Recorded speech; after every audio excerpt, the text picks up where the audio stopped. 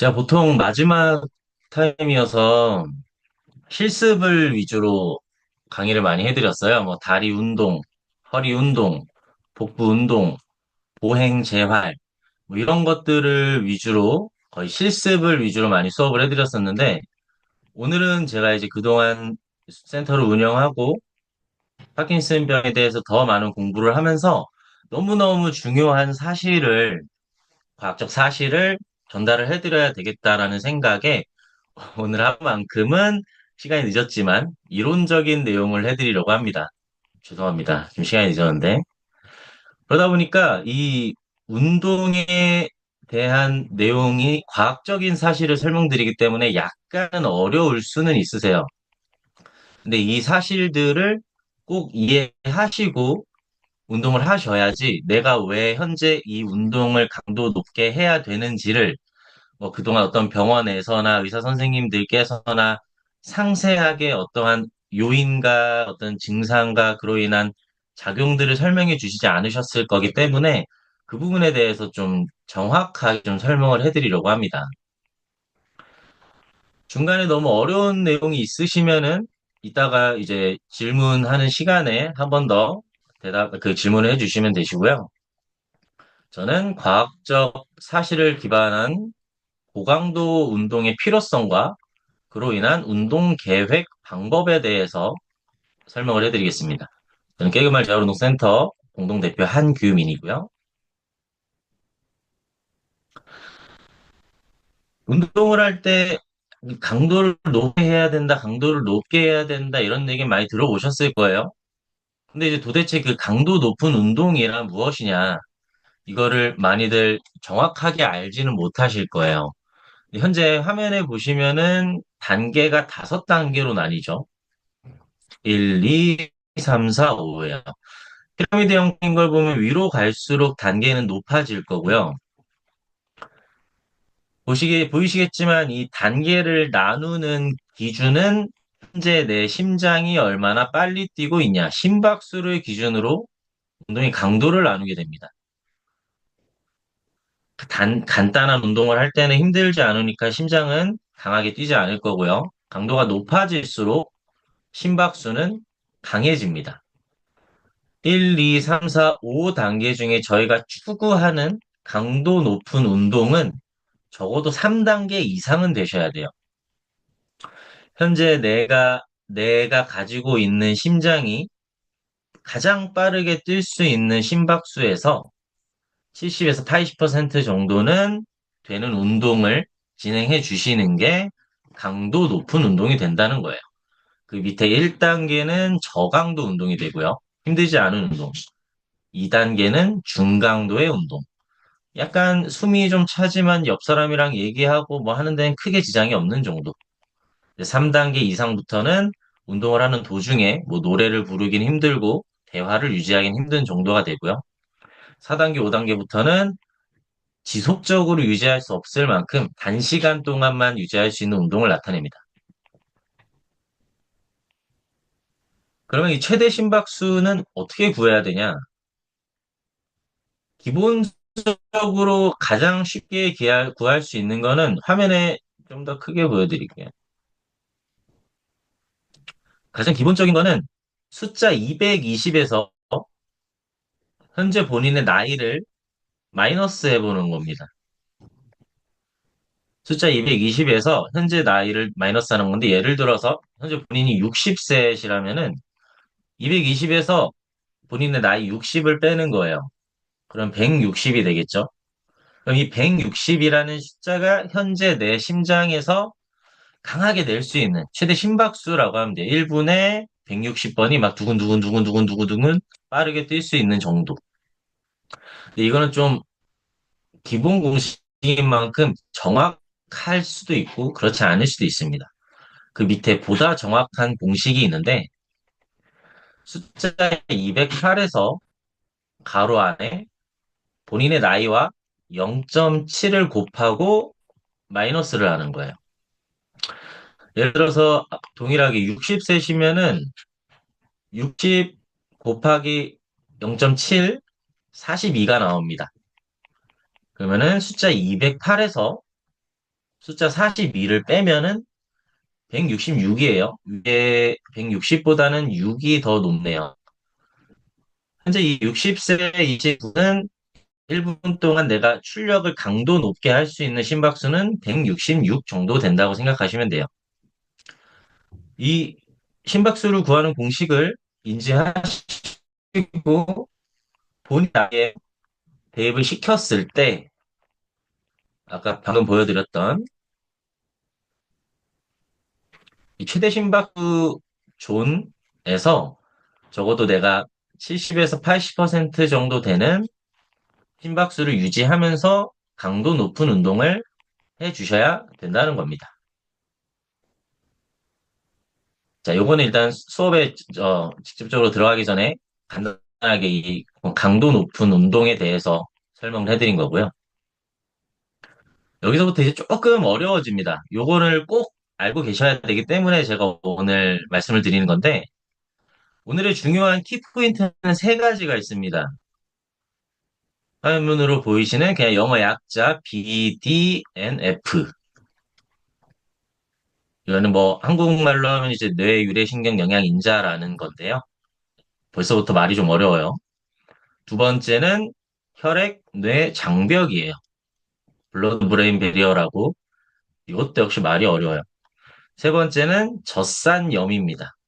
이거는 흔히 운동 너무 열심히 하면은 몸에 젖살이 쌓여서 막 알이 배겨라고들 알고 계시는 젖산염인데 이제 그 개념도 사실은 잘못된 개념이기 때문에 오늘 좀 설명을 해드릴 거예요. 그로 인해서 강도 높은 운동이 필요한 이유도 말씀을 드릴 거고요. BDNF, 혈액 뇌 장벽, 젖산염.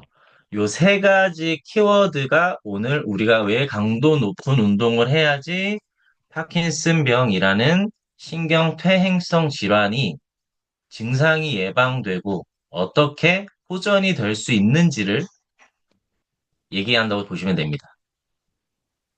자, 첫 번째로 이제 BDNF란 무엇인가 간단하게 좀 정리를 해봤는데요. 이 BDNF는 쉽게 생각해서는 뇌에서 생성되는 단백질의 종류, 뇌에서 생성되는 단백질의 종류입니다. 뭐 어떠한 퇴행성 질환들은 비정상적인 단백질이 뇌에 축적돼서 생기는 질환들이 많은데 이 BDNF라는 뇌에서 생성되는 좋은 단백질이다. 왜 좋은 단백질이냐? 파킨슨병은 도파민 신경세포가 소실돼요. 파킨슨병은 도파민 신경세포가 소실되는데 이 BDNF란 단백질은 도파민 신경세포를 보호해주고요. 그리고 좀 더 키워드릴게요. 도파민 신경세포를 보호해주고요. 뇌세포의 성장을 촉진해주고요. 그리고 강도 높은 운동을 할 때 BDNF는 생성이 증가돼요. 특히나 고강도의 운동. 아까 처음에 보셨던 본인의 최대 심박수에서 70% 이상 되는 강도 높은 운동을 할 때 이 BDNF라는 뇌에서 생성되는 좋은 단백질이 막 급속적으로 막 생성이 되는 거예요.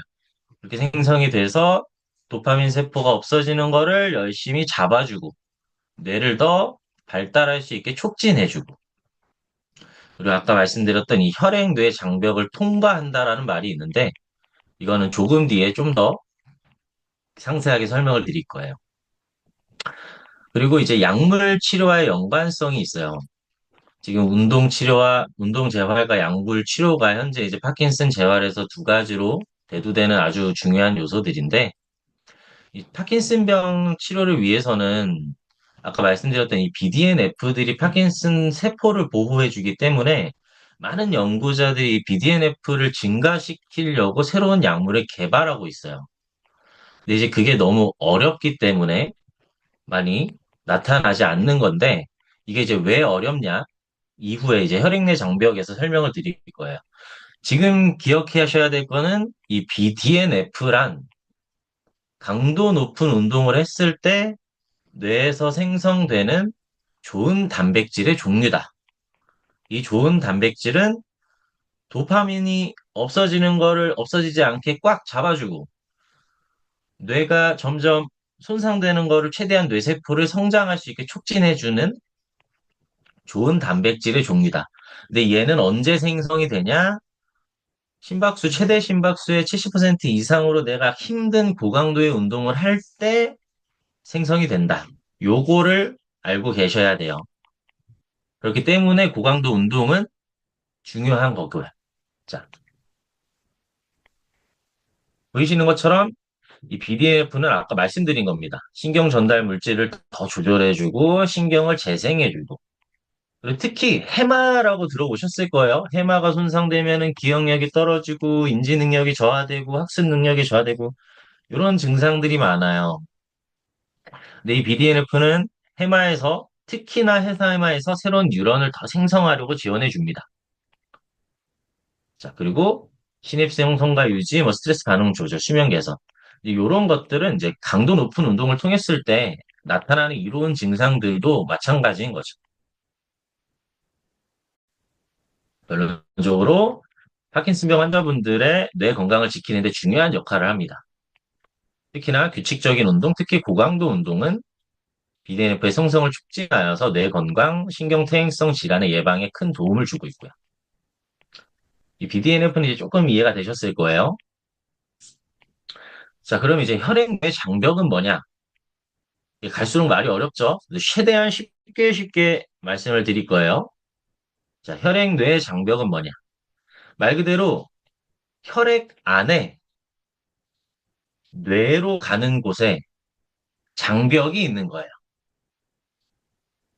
위에 혈액이 이제 위로 올라가죠. 동맥을 타고 뇌를 거쳐서 관성동맥을 타고 뇌로 혈액이 올라갑니다. 뒤통수 쪽으로. 근데 그 안에 철저하게 장벽이 쳐져 있어요.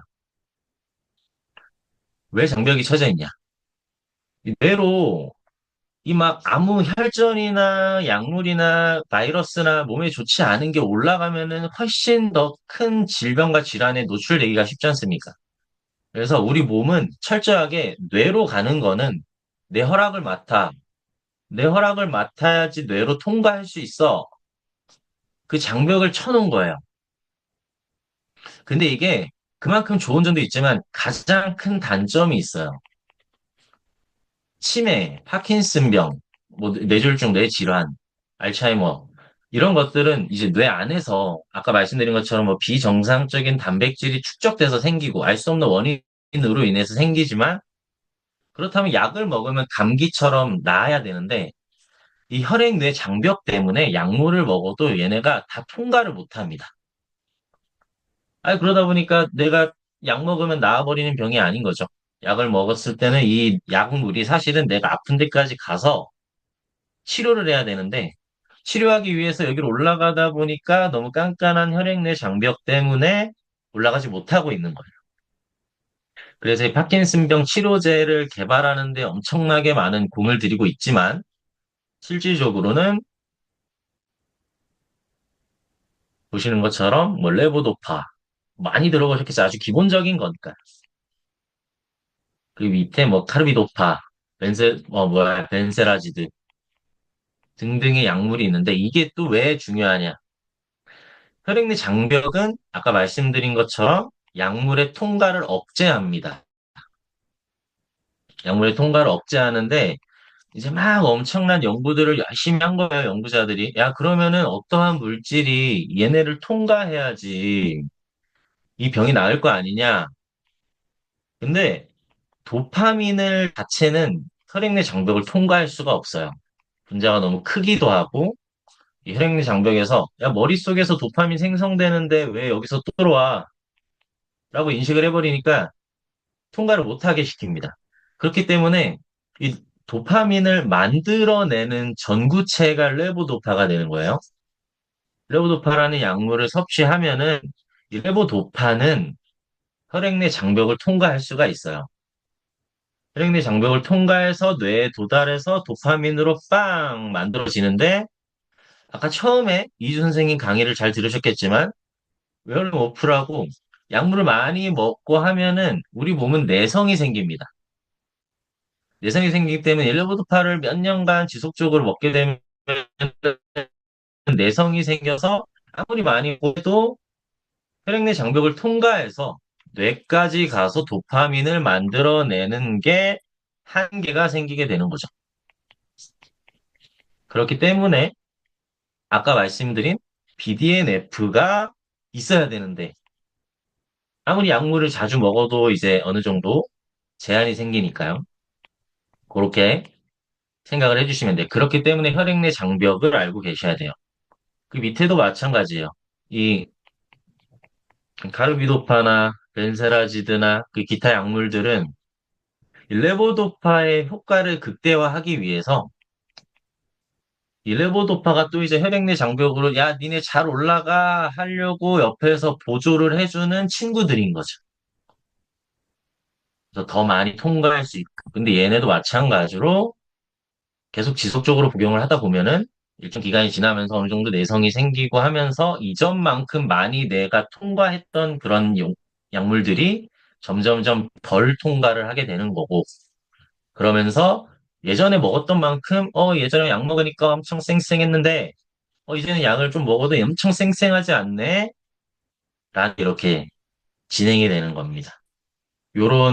내가 왜 약을 먹었는데 시간이 지날수록 점점 더 안 좋아지지? 이런 생각이 드실 때는 이렇게 생각을 해보시면, 그래서 뭐 여러 병원을 다니면서 약물을 바꿔봐라 하는 말은 이미 내가 지속적으로 섭취한 약물로 인해서 내성이 생긴 거를 바꿈으로써 좀 더 보조를 해주는 역할이 커질 수 있기 때문인 거죠. 그 외에도 이제 뭐 이런 것들, 약물들이 혈액내 장벽을 통과하는 거예요. 그래서 이 혈액내 장벽을 통과할 수 있는 약물을 만드는 기술을 엄청 열심히 지금 개발을 하려고 하고 있는 거고, 그게 이제 하루빨리 나와서 엄청난 효과를 냈으면 너무 좋겠는 거죠. 시간이 없기 때문에 조금 빠르게 진행을 할게요. 자, 세 번째 키워드예요. 세 번째 키워드 왔습니다. 그럼 젖산염이란 무엇이냐? 젖산염이란 아까 그 흔히들 많이 들어보셨을 거예요. 뭐 등산을 엄청 열심히 했어요.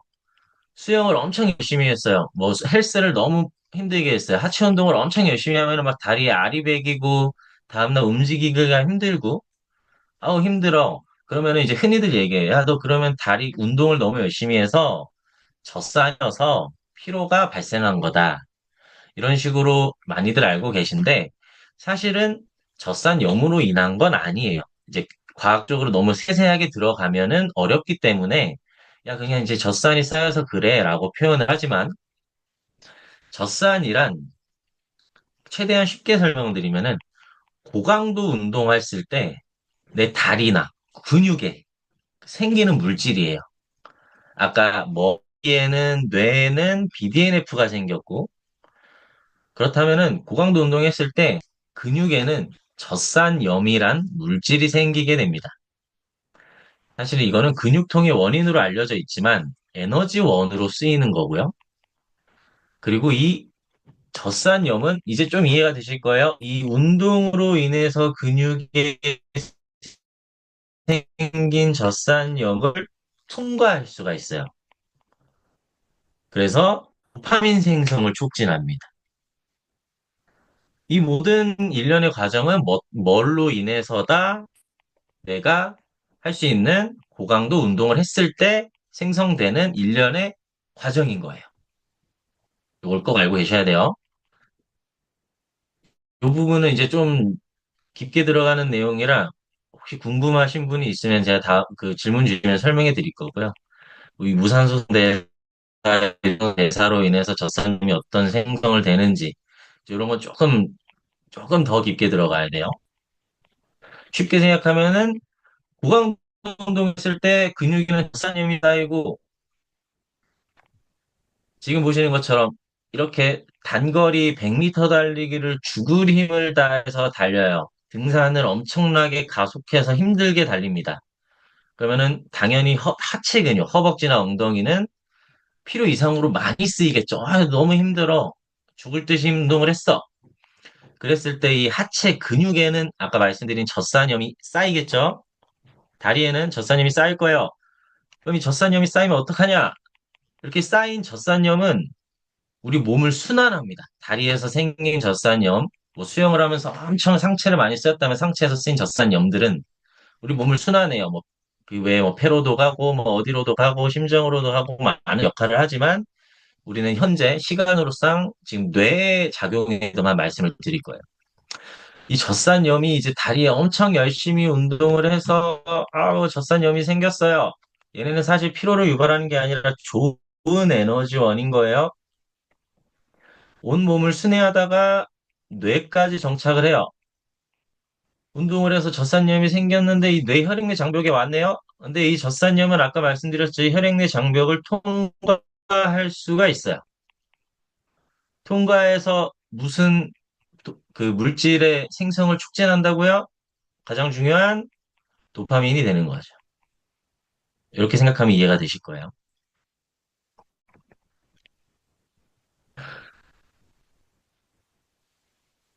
그럼 지금 제가 이제 화면에 얼굴이 보이시는 분들이 계신데 지금 제가 이제 세 가지에 대한 내용을 말씀드렸는데 어느 정도는 좀 이해가 되셨을까요? 뭐 이해되셨으면 동그라미. 반응이 좋으십니다. 감사합니다.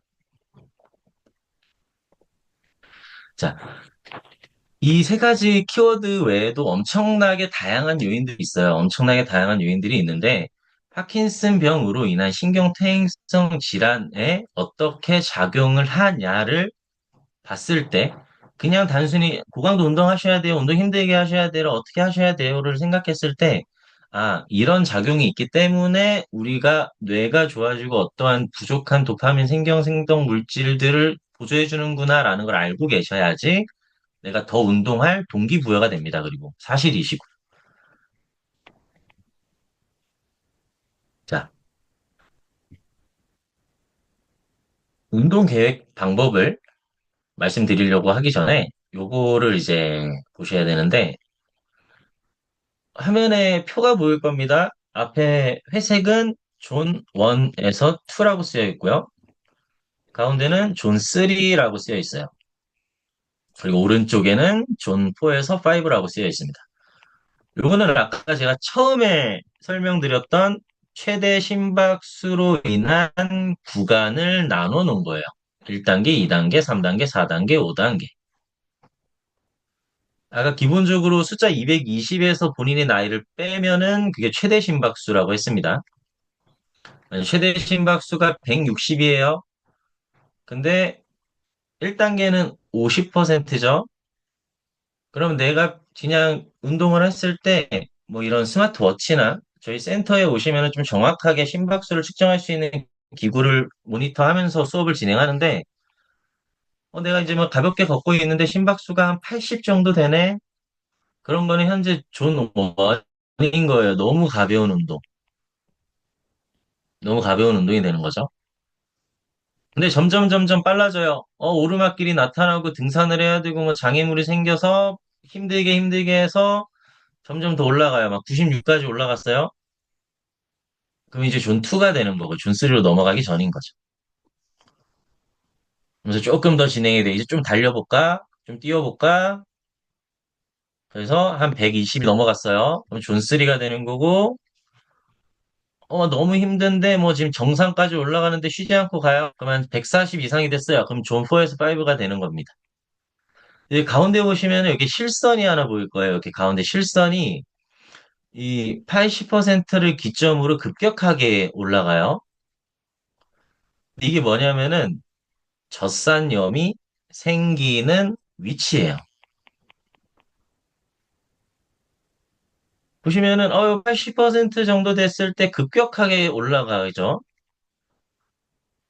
이 말은 쉽게 생각하면은 존 1에서 2, 3부터는 좀 더 올라가긴 하지만 존 4에서 5가 됐을 때 젖산염의 생성이 급속도로 올라간다.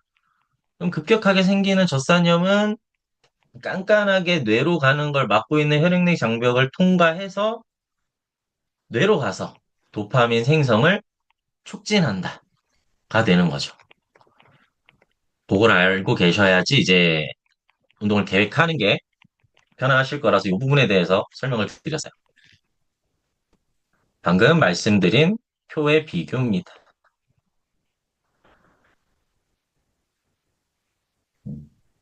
간단하게 한번 보시고요.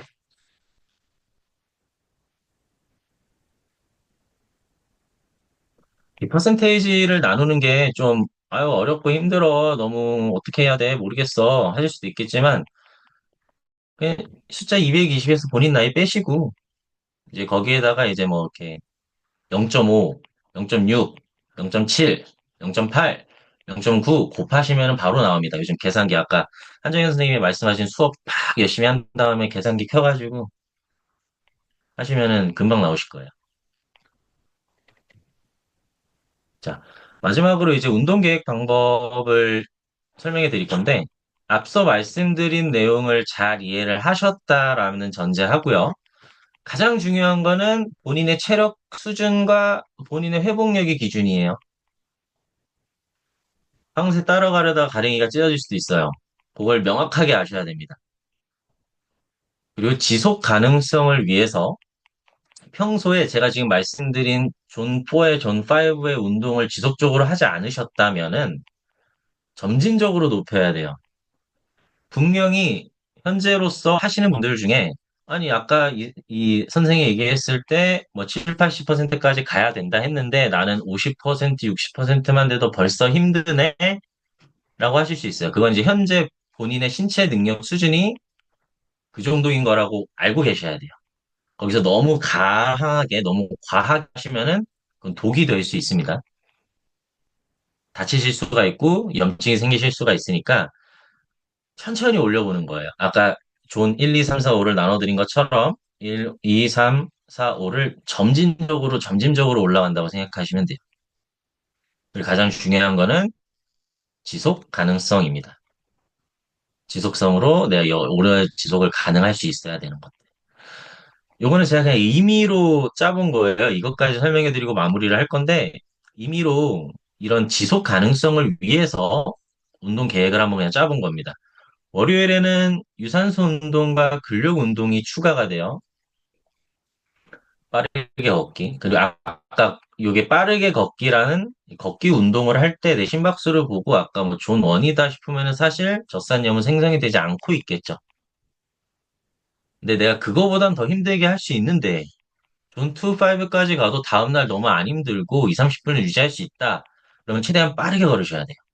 그래야지 본인의 존이 올라가니까. 힘든 수준이 올라가니까.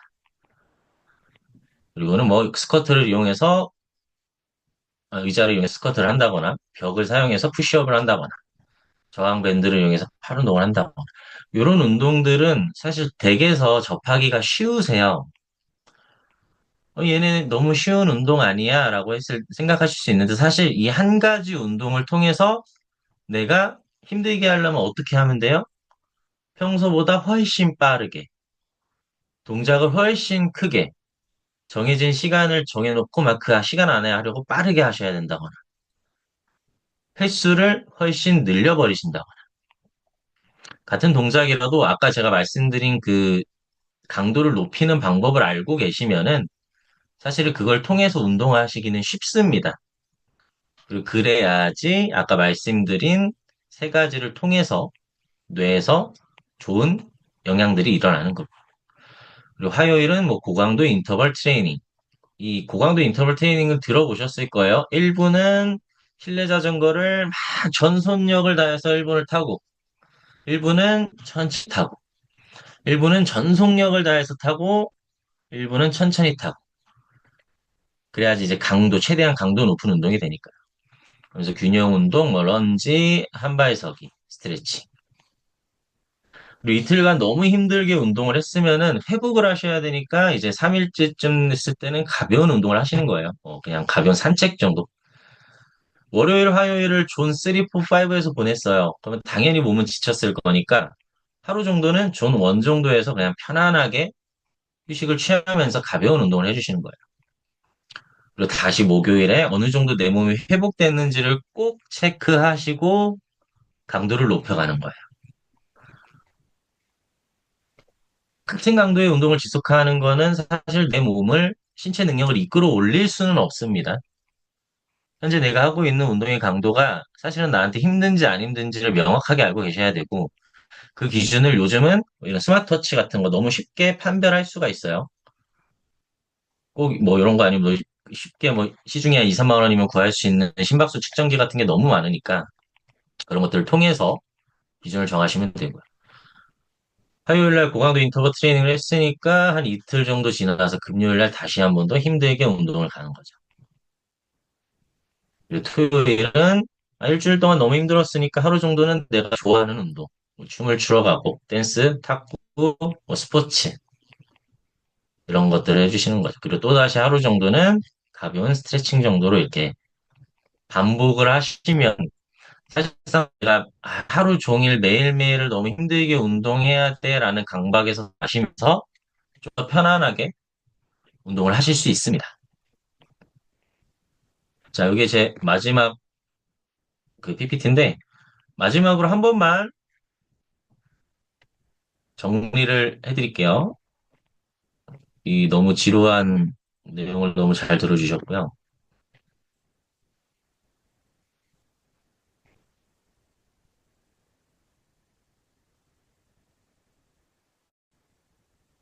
오늘의 세 가지 키포인트는 이제 뭐 이 내용을 좀 까먹으실 수 있으시더라도 있지만 대충이라도 알고만 계시면 돼요. 파킨슨병으로 인한 혹은 신경퇴행성 질환으로 인해 왜 운동을 강도 높게 해야 되는가? BDNF라는 뇌에서 생성되는 좋은 단백질. 얘네들은 도파민 신경세포를 없어지지 않게 잡아주고 뇌신경을 발달할 수 있게 촉진해주고 기분을 좋게 만들어주고 막 여러 가지 작용을 해요. 얘네는 언제 생성돼요? 강도 높은 운동을 할 때 혈액내 장벽이 있어요. 우리 몸에서 생성되는 뇌의 발달을 위해서 약을 먹든 운동을 하든 생성되는 모든 물질은 혈액내 장벽을 통해서 뇌로 올라가야 되는데 얘네가 너무 깐깐해서 받아주고 싶은 것만 받아주니까 젖산염이라는 물질을 만들어서 혈액내 장벽을 넘어가서 도파민을 촉진시킬 수 있도록 해줘야 됩니다. 이 젖산염은 언제 생긴다고요? 강도 높은 운동을 했을 때 근육에서 생겨요. 이 근육에서 생긴 거는 몸을 순화하면서 뇌로 올라갑니다. 혈액내 장벽을 통과해서요. 그때 이제 도파민 생성을 촉진하는 에너지원으로 작용이 될 수 있다.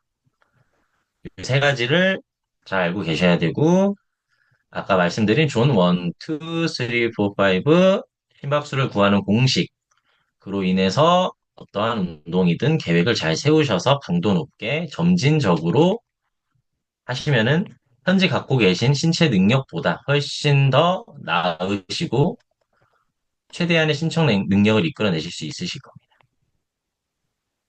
지루한 얘기 잘 들어주셔서 감사합니다. 오늘 은 여기까지 하겠습니다.